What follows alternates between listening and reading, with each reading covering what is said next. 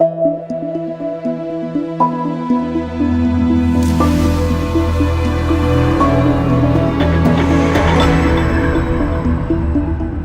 to a sound effect podcast, the podcast about sound effects. I'm Asbjoern Andersen from soundeffect.com. And I'm Christian Hagelskjaer. Welcome to another episode of the Sound Effect podcast.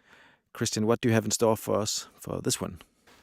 Well, I have been talking to Stosh Tuszynski from Collected Transients, who fairly recently released the library Thermal Flux, which is a collection of recordings of different metal objects heated to extreme temperatures. We'll be talking about his background as a sound designer and, of course, about the library, how he did it, and any exciting details from that. So that's pretty much it. Very cool. Hot. Extremely hot. That's awesome. I look forward to hearing that. But before we get to that, let's have a listen to some of the latest sound effect libraries from the independent sound community. The complete Amusement Park sound effects bundle is two different libraries. One consists of roller coasters whooshing by on their tracks with lots of grueling screams. The other library features recordings of various other amusement rides. In total, you get 15 gigabytes of sounds here, so check it out.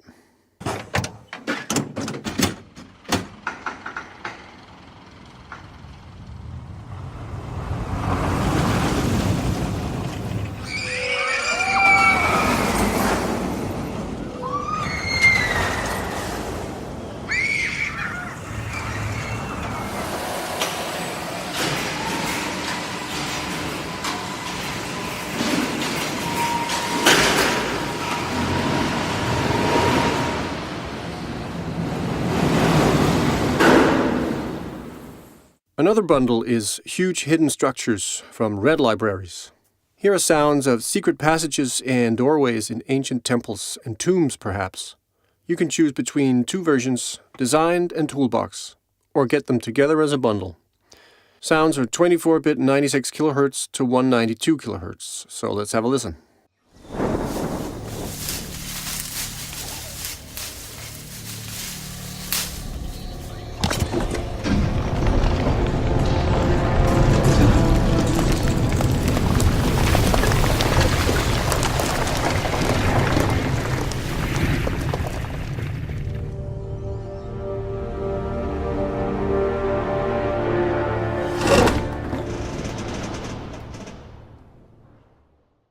Yet another release that comes in different versions is Medieval Life from Boom Library. In this one you get all the sounds you need for creating a medieval environment.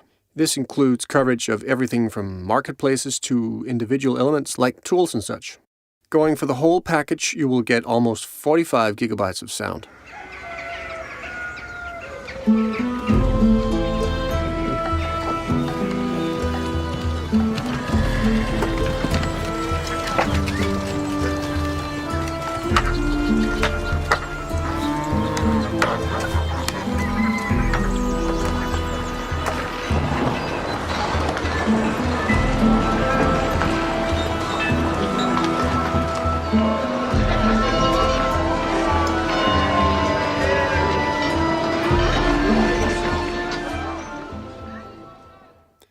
Finally, we have Future Weapons 3 from Soundmorph. This is over 1 gigabyte of weapons with names like Acid Handgun, Laser Submachine Gun, and my favorite, the Venom Spitter. All in all, 1.2 gigabytes of sounds and 24-bit 96 kHz, and with metadata. So let's hear what that sounds like. Soundmorph.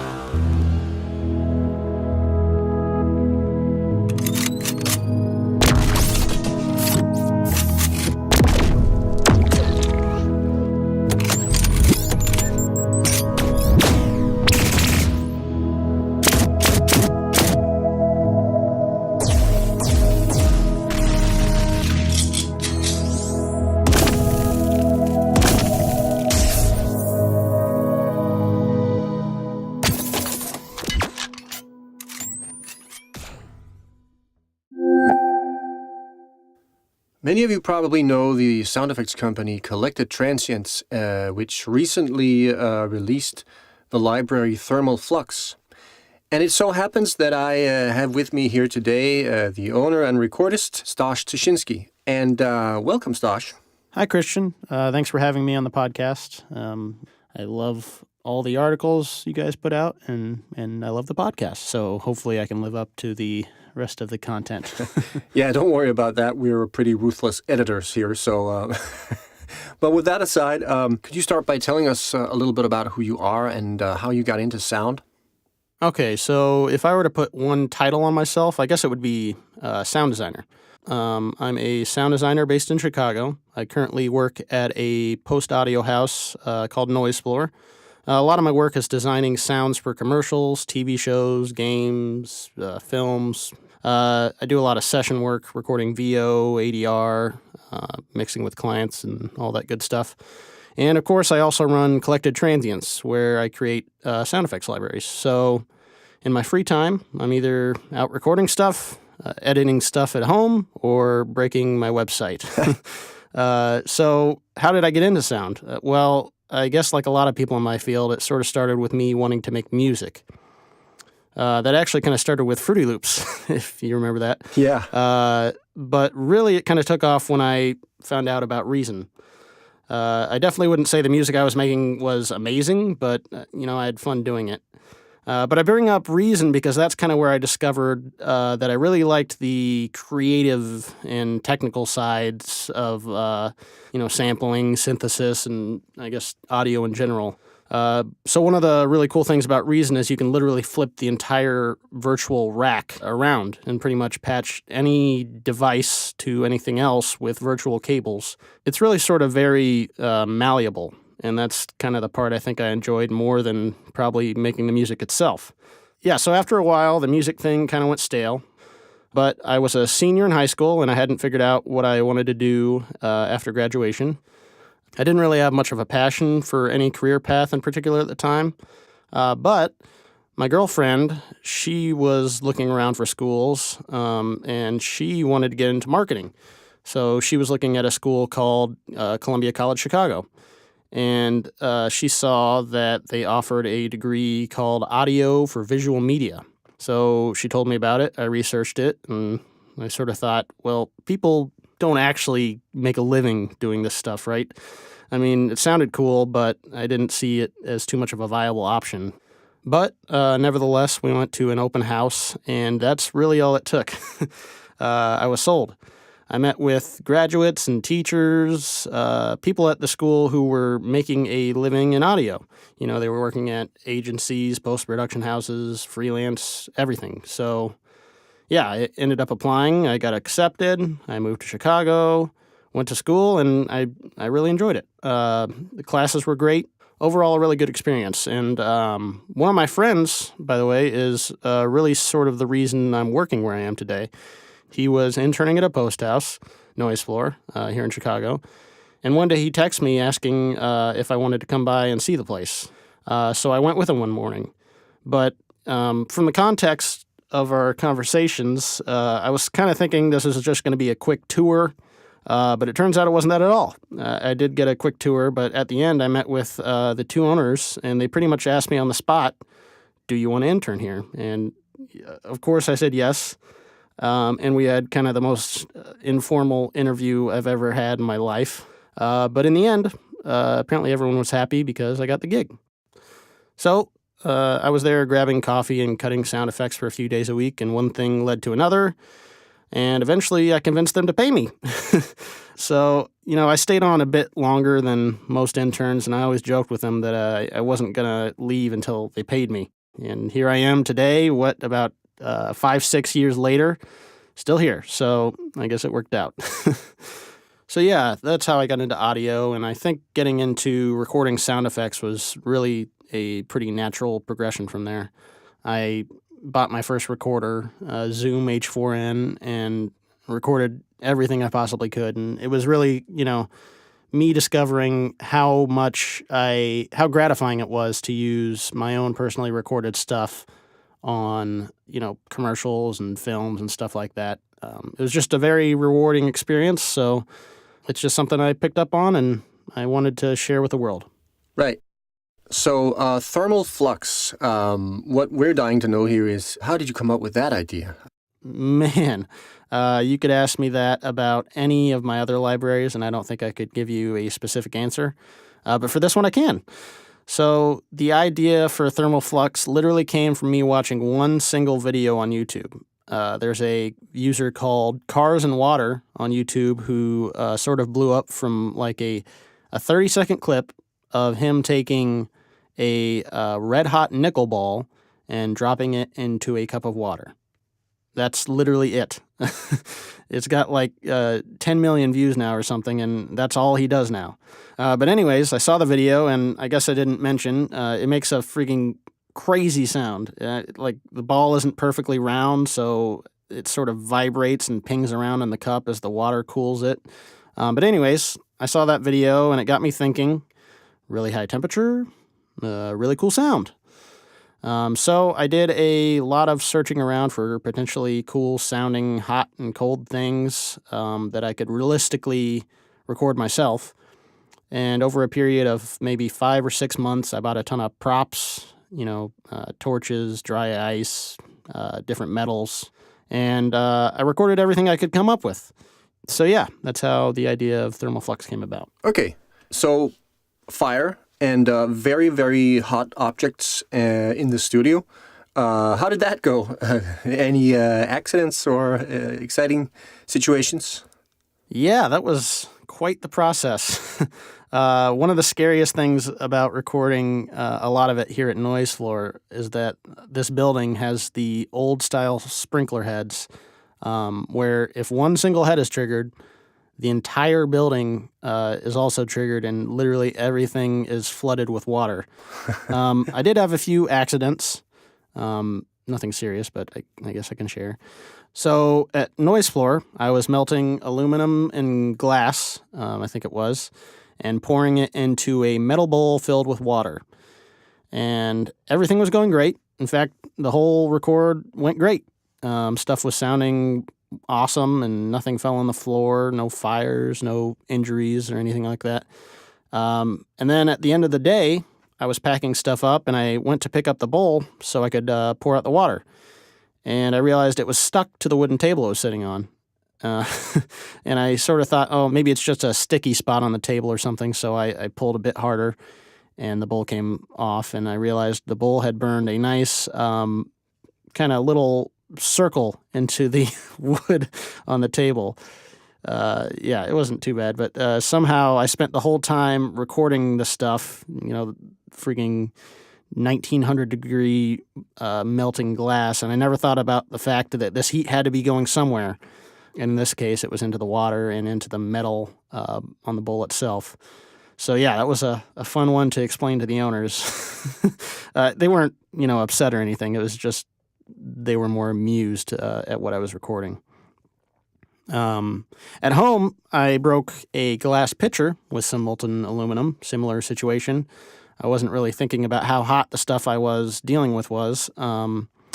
I'd already done a test pour into the pitcher, and it held up fine, and so I got to recording. But the second record, I poured in the aluminum. It started to solidify, and then all of a sudden, the entire pitcher cracked right down the middle, like instantly. And luckily, it didn't fall apart, but water started to leak all over the place, and that sort of freaked me out. So I quickly moved to set down the ladle, which I was melting the aluminum in, without realizing there was still a little bit in there. So a tiny drop flew onto the floor and caused a nice little surface burn. Luckily, it had already cooled a lot, and I had wet rags ready in case something like that happened. But that's the thing with aluminum. I'm not sure if it's just that it melts at such a high temperature or something, but once it's molten, it stays that way for a considerable time. Even in water, it's really cool to see it. It stays molten in water for a few seconds before it even starts to solidify.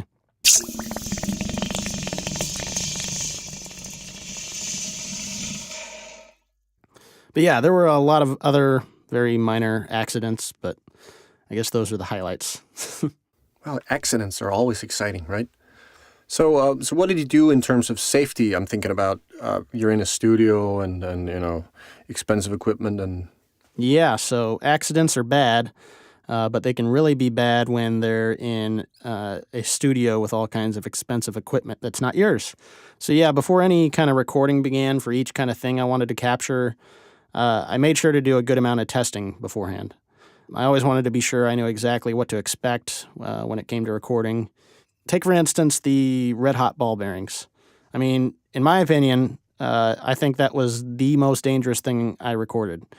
It may not seem like it, but what safer thing is there to heat up glowing hot and attempt to handle rather than a perfectly round, slippery ball bearing, you know?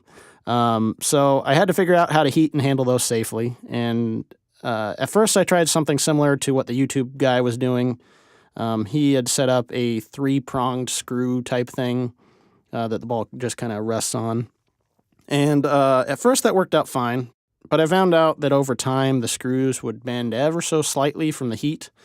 Not a lot, but enough that all it took was a little bump for the ball to come loose and fall onto the ground.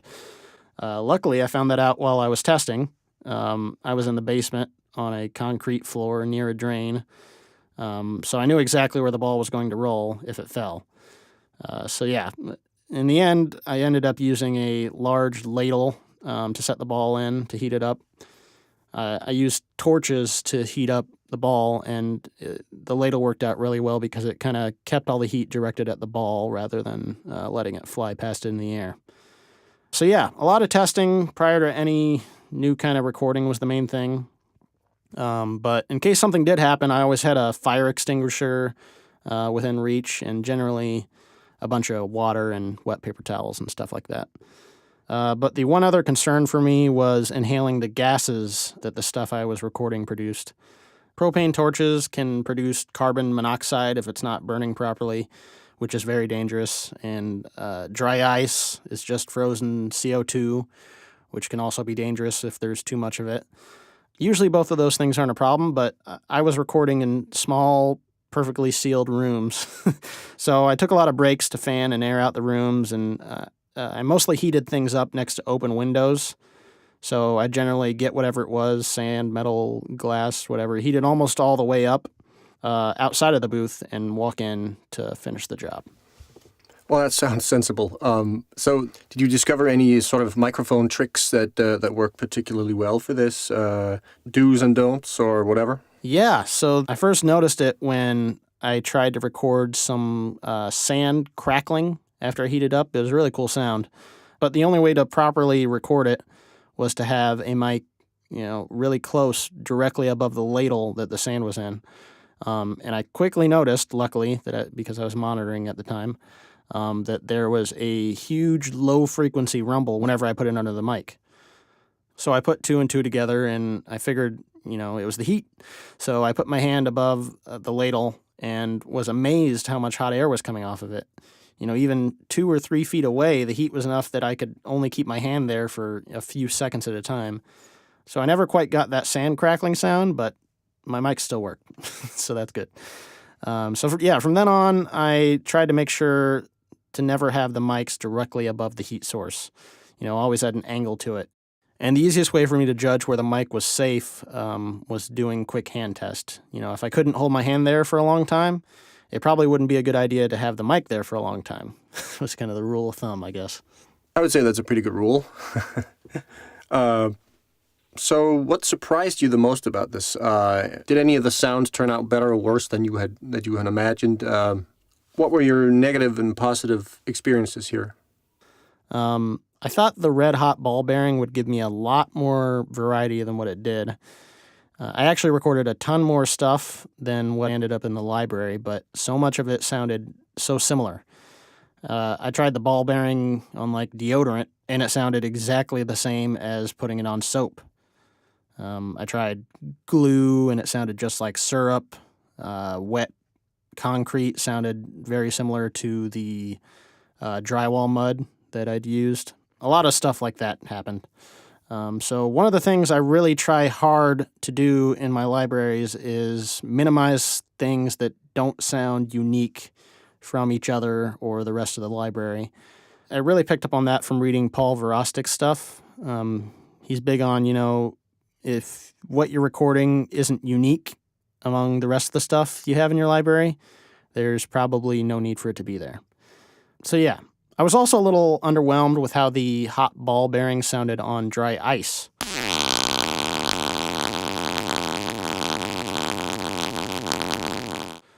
Not that they're not cool recordings, it's just not at all what I expected it would sound like. I mean, it's like a 1400 degree Fahrenheit ball bearing and negative 100 degree dry ice. You sort of expect some crazy stuff to happen, but the ball kind of just rattled around a lot for a long time before it cooled down. But yeah, there were a lot more positive surprises than negative, though. For instance, I was amazed by the crazy sounds I got with the hot knife on water beads.